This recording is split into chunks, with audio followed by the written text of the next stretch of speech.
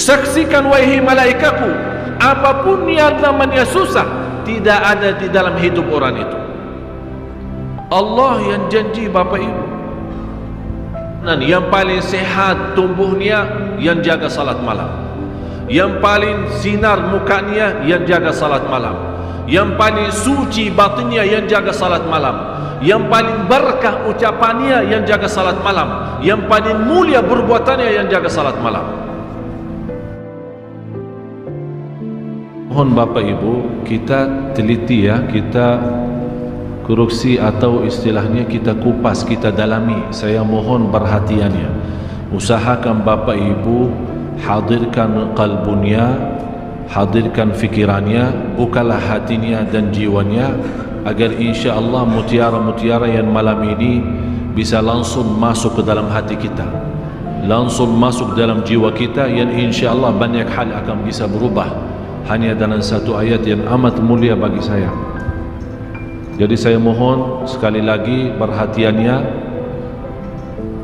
Yang lagi makan stop dulu, lanjut puasa lagi. Yang lagi minum, saya minta sebentar saja kasih perhatian, biar kita bisa mendapatkan kenikmatan dan mutiara. Kenapa? Ada apa di ayat ini? Kalau kita Bapak Ibu ingin mendapatkan ilmu transferannya langsung dari Allah, bukan dari Syekh Ali, bukan dari siapa-siapa, langsung dari Allah yang maha mengetahui segala-galanya. Wa ma utitu minal ilmi illa qalila. Sebab seberapapun ketinggian ilmu kita dibanding dengan ilmu Allah masih kecil dan sedikit. Kalau dikumpulkan seluruh ilmu pengetahuan manusia, segala ilmunya, ilmu agama maupun ilmu duniawi, dikumpulkan jadi satu dibandingkan dengan ilmu Allah, seperti kita masukin jari dalam air laut. Air laut itulah ilmu Allah, dan jari manusia ilmu, jari-jari manusia itu adalah ilmu seluruh manusia sejak awal makhluk sampai akhir. Berarti tidak ada artinya, belum apa-apa, belum sedikit pun. Oleh karena itu Bapak Ibu, saya harap malam ini dan seterusnya yang ingin mendapatkan ilmu transferannya langsung dari Allah, di sini rahasia ayat ini. Dengan rahasia ayat ini bisa kita mengisi charger ya, cas. Apa yang dicas? Kalbu dan jiwa. Sekarang seluruh tubuh badan kita sudah cas, makanan, minuman enak apa, biar kita sehat, olahraga, senam dan yang lain-lain.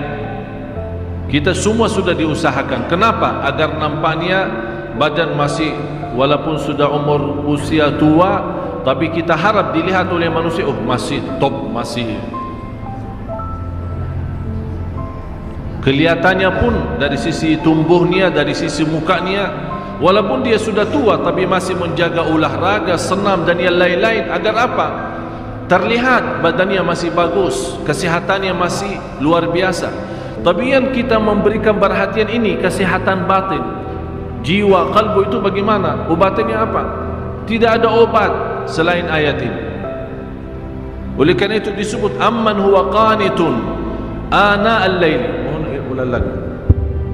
Ada di waktu malam, karena di sini istilah beribadah sebenarnya terjemah saya sudah selalu saya sampaikan, belum ada bahasa yang bisa teliti isi Al-Quran selain bahasa Arab. Jadi tidak usah capek mutar pusing sana kemari, mutar lagi balik lagi, tidak akan bisa faham sesuai maksud. Karena di sini orang-orang yang beribadah, tapi kalau di dalam ayat itu tidak ada sebut ibadah kan? Yang disebut apa? Amman huwa qanitun. Qunut, di sini ada istilah qunut. Istilah qanitun beda sama abidun. Abidun itu dikenal sebagai ahli ibadah, tapi qanitun dia memiliki sebuah keistimewaan yang luar biasa. Karena istilah qunut sebagaimana penjelasan Imam Syafi'i, al-qunutu tulul qiyam. Qunut itu lama berdirinya. Dan lama berdiri itu hanya khusus untuk salat tahajud. Kalau Bapak Ibu yang sudah berangkat umrah bulan puasa, dilihat bagaimana bacanya imam. Mohon maaf, termasuk sekarang sudah termasuk cepat. Karena sudah dilihat kondisi umat sudah mulai malas, akhirnya dikurangi. Padahal waktu saya masih di sekolah SMP, masih SD SMP, dibawa sama orang tua ke Masjid Nabawi, dalam satu malam imamnya khatam 3 juz. 10 malam akhir khatam Al-Quran 2 kali. Artinya sekarang cuma 1 kali khatam bulan Ramadan kan? Di malam 29. Waktu kita masih sekolah, tarawih punya khataman sendiri setiap malam 1 juz. 10 malam punya khataman sendiri setiap malam 3 juz. Mulai dari hampir kita mulai salat malam jam 1, hampir mendekati subuh, dan kita merasa kenikmatan yang luar biasa. Itu yang hakikatnya tahajud. Dan selalu saya minta sama jamaah, cuba salat tahajud walaupun seminggu sekali, walaupun 2 rakaat, tak usah banyak-banyak, tapi nikmat hayati, rasakan. Walaupun diulangi ayatnya sampai subuh, walaupun 1 ayat, sebagaimana Rasulullah SAW pernah salat malam, sepanjang malam salat malam hanya dengan 1 ayat, merasakan ayat itu, menyentuhkan hatinya, sampai Rasulullah SAW menangis. Kata Siti Aisyah, Rasulullah SAW tidak pernah tinggalkan salat malam bagaimanapun keadaannya, walaupun dia sakit, dia salat malam duduk. Afdalus salati ba'dal faridah qiyamul lail. Salat yang terbaik sesudah fardu qiyamul lail. Dan saya heran, orang punya masalah, bagaimana punya masalah dia masih bisa qiyamul lail? Menurut saya masalah tinggalkan salat malam itu masalah.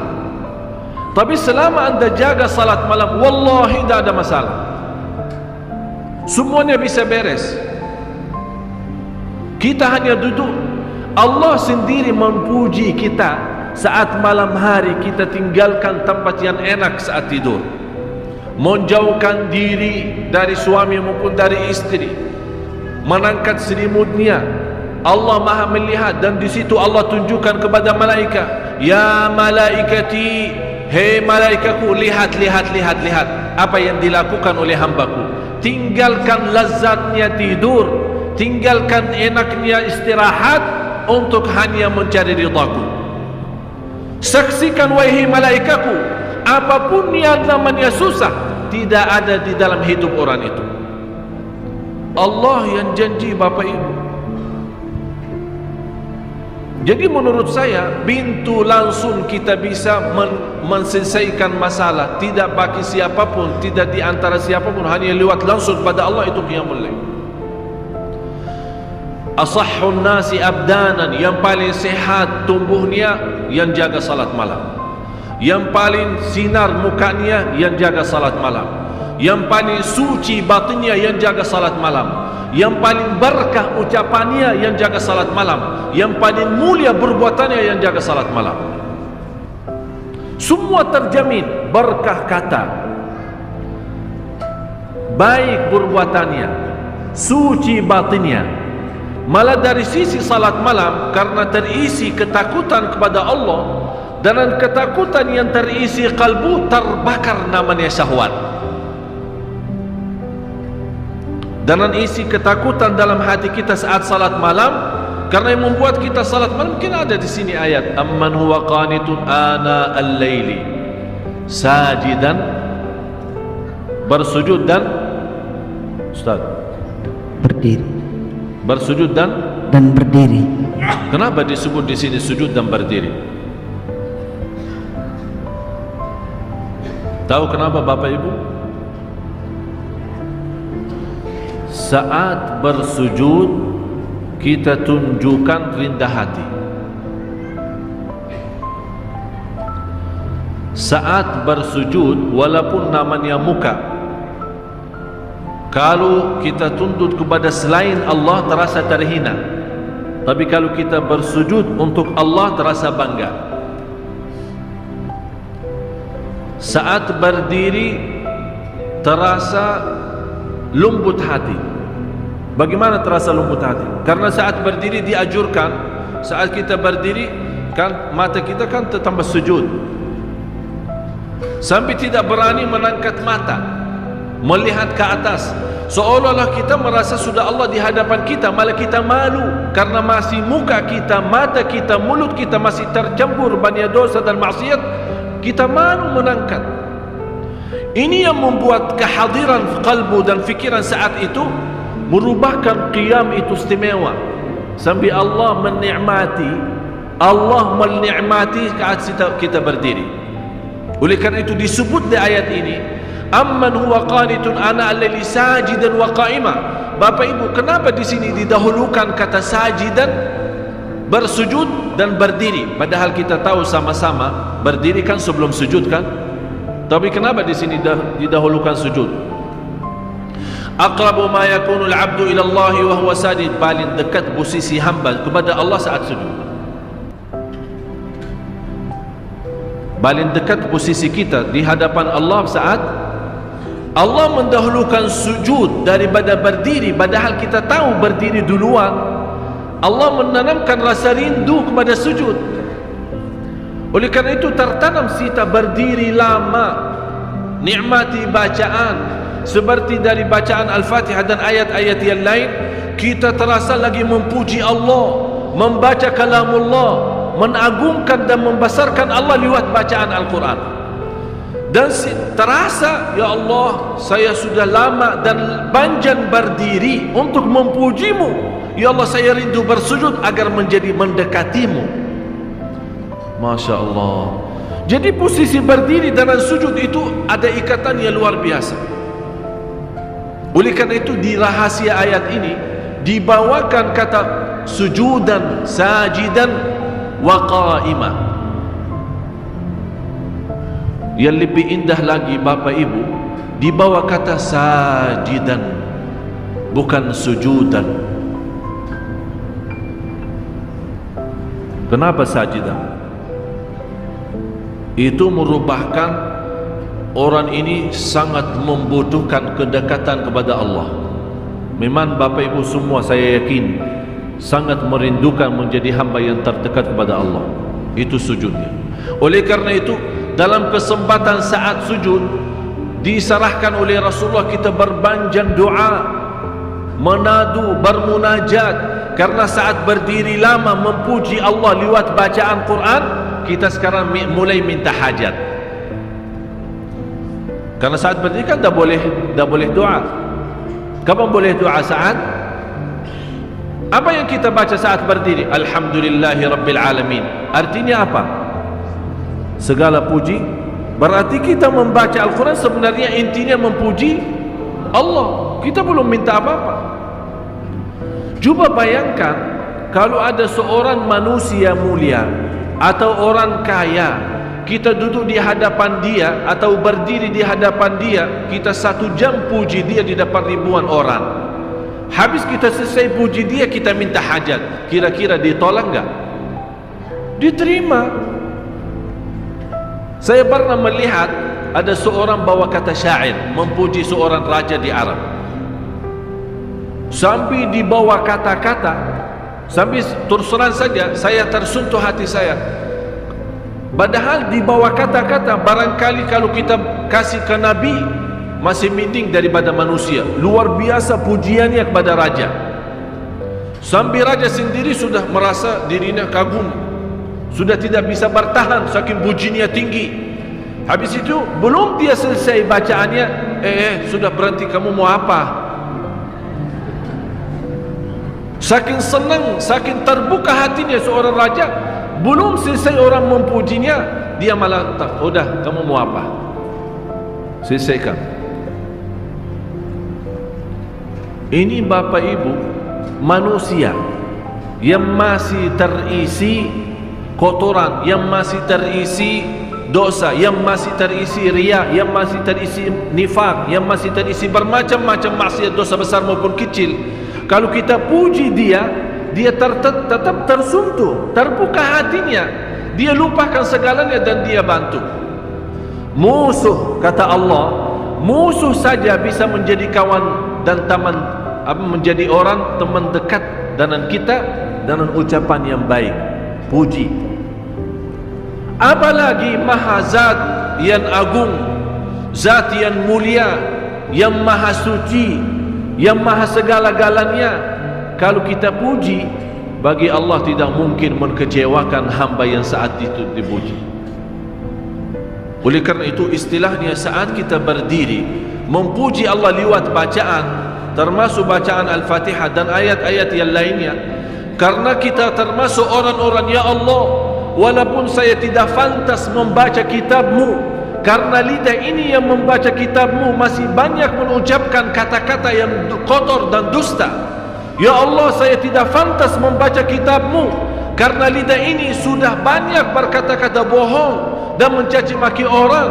Ya Allah, saya tidak pantas diberikan kemudahan membaca kitab-Mu, karena lidah ini sudah terlanjur mencaci dan membuka aib orang. Tapi di saat itu kita rasakan saat berdiri dan diberikan oleh Allah kelancaran lidah membaca kitab-Nya dan memujinya, itulah Allah memberikan pendahuluan agar saat kita sujud seolah-olah Allah bertanya, kamu mau apa lagi?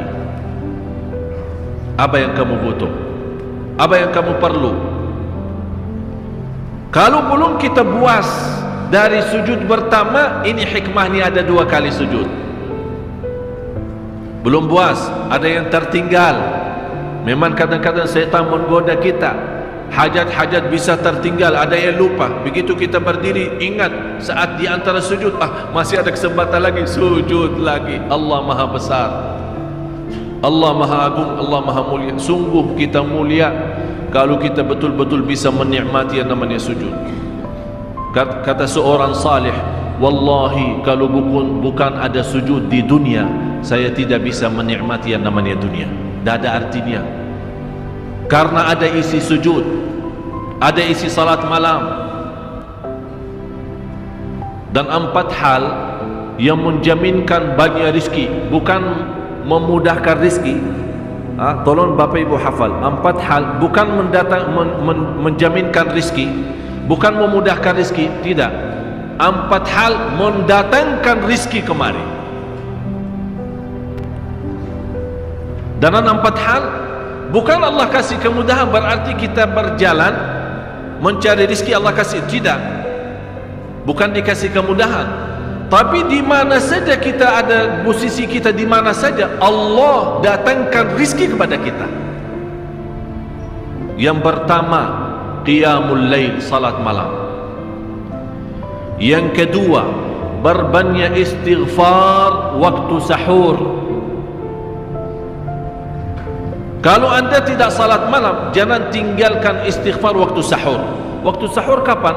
Kira-kira 30 menit sebelum azan. Ada satu hadis dijelaskan waktu sahur, makan sahur kan, tapi ada yang suka makan sahur jam 1, ada yang suka jam 2. Tapi menurut saya waktu yang tepat untuk makan sahur dikirakan membaca 50 ayat. Membaca 50 ayat. Kalau bagi kita 50 ayat ya setengah jam lah. Dah tahu bagi Bapak Ibu gimana? 1 jam ya bolehlah, 1 jam tak apa-apa. Ya tergantung lancar atau tidak. Tapi ukurannya seperti itulah, kurang lebih seperti membaca 50 ayat dari Al-Quran. Itulah namanya waktu sahur.